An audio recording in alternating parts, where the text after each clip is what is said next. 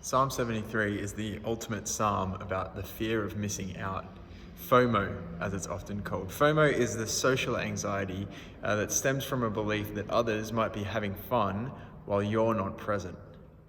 It's something that is really common among young people. It's exaggerated by social media, where it seems like someone is always on a picturesque European holidays and you're always missing out.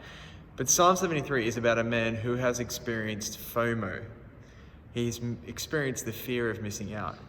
He's reflecting on having looked at the life of the wicked and seeing that the wicked are actually the ones who are thriving in life. Have a look at verse 4 and verse 5. They have no struggles. Their bodies are healthy and strong. They are free from common human burdens. Then he looks at his own life in comparison and he thinks that he's wasted his time being godly. Have a look at verse 13 and 14. Surely in vain I have kept my heart pure, and I have washed my hands in innocence. All day long I have been afflicted, and every morning brings new punishment. So I actually really love this psalm because of how realistic it is in the way that it voices how I often feel.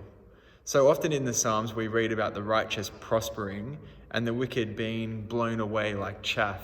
Think of Psalm 1, for example, where it says the righteous are like a tree planted by streams of water that grow fruit in season and out of season, but not so the wicked. They are like chaff that the wind blows away. But often my experience of life isn't that. I often feel like the righteous are the ones who are blown away like chaff, and the wicked are the ones who are prospering. And this psalm gives voice to that experience, and it resonates with me deeply. This is actually a psalm that I've seen resonates with a lot of people deeply. I've used this psalm a lot in pastoral ministry. But fortunately, that's not where the psalm ends, because it's nice to hear it voiced in the Psalms, but that's not where the psalm ends, because the psalmist has an epiphany moment where he realizes that this isn't the conclusion of everything. Have a look at verse 17. Verse 16 and 17. When I tried to understand all this, it troubled me deeply. Till I entered the sanctuary of God, then I understood their final destiny. So the prospering of the wicked will only last for so long. Then they will die and they will face judgment. It's a stark reality, but it's true. As the psalmist says, they are like dreams when one awakes, which is a vivid image. The faithful, on the other hand, they have God as their inheritance. That's what this psalm talks about. Have a look at verse 26. My flesh and my heart may fail, but God is the strength of my heart and my portion forever. So this psalm gives voice to our FOMO, but it also reminds us that the greater loss is not the wealth in this life, but not having God in the life to come. That's the greater loss.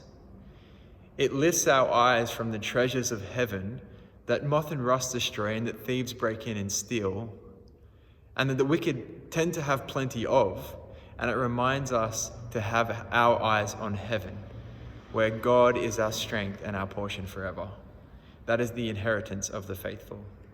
So my prayer for you and for myself is that we will have this same epiphany that the psalmist experiences.